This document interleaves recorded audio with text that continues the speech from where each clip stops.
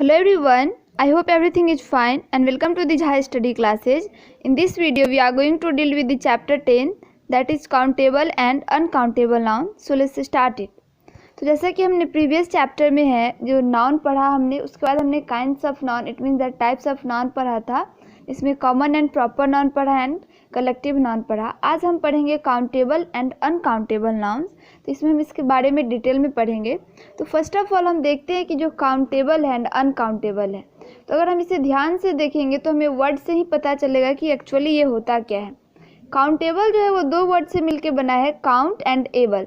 It means that जिसे हम count कर सकते हैं. एंड अनकाउंटेबल क्या है? काउंटेबल का अपोजिट. जैसे कि आप सब जानते हो, अगर अन लगा देंगे इसमें तो इस काउंटेबल का अपोजिट हो जाएगा अनकाउंटेबल. इट मीन्स दैट जिसे हम काउंट नहीं कर सकते हैं. तो हम पूरे पॉइंट्स को देखेंगे तब हमें और अच्छे से समझ में आ जाएगी. In point number A, here it is given that count and write the number of person, animal और thing in this pictures.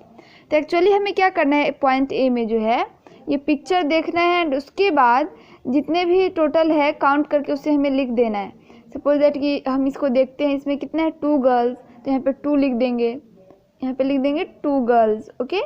And यहाँ पे रैबिट्स, तो टोटल 3 रैबिट्स है तो वो लिख देंगे. फ्लावर्स कितने हैं? 4 हैं. क्लॉन्स आई मीन जोकर कितने हैं? 3. पेंगुइन कितने हैं? 4. एंड एप्पल्स कितने हैं? 4. तो हम इसमें लिख देंगे. तो इसका मतलब ये हुआ we can count girls, clowns, rabbit and penguin.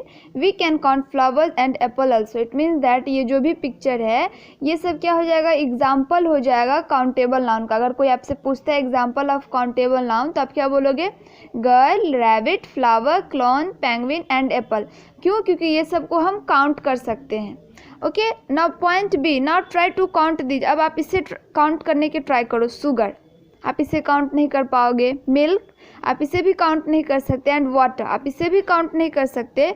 It means that sugar, milk and water are uncountable noun. It means that जिस नाउन को हम काउंट नहीं कर सकते हैं वो अनकाउंटेबल नाउन हो जाएगा. तो अगर आपसे कोई एग्जाम्पल पूछता है अनकाउंटेबल नाउन का तो आप क्या बोलोगे? Sugar, milk and water.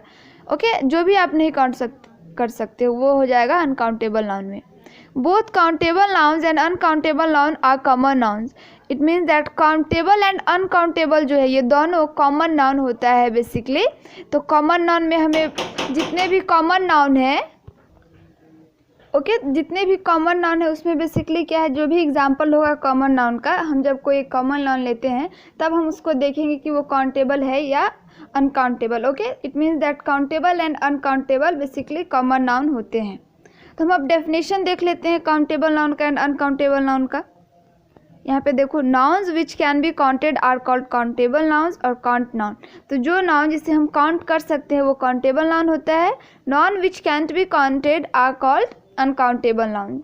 और जो इस नाउन को हम नहीं काउंट कर सकते हैं वो हो जाएगा uncountable noun. Okay. Now we will see the next. हम सी नंबर देखते हैं. इसमें क्या है, इसका जो है ये क्वेश्चन है जिसे हमें बनाना है. In question number C, right C for countable noun and U for uncountable noun. तो बेसिकली हमें इसमें क्या करना है, सी नंबर में इसमें जो भी वर्ड दिए हुए हैं ये सब एग्जाम्पल है किसका, काउंटेबल या अनकाउंटेबल का. तो हमें उसको देख लेना है एंड जो काउंटेबल है उसके आगे सी लिख देना है, जो अनकाउंटेबल है उसके आगे यू लिख देना है.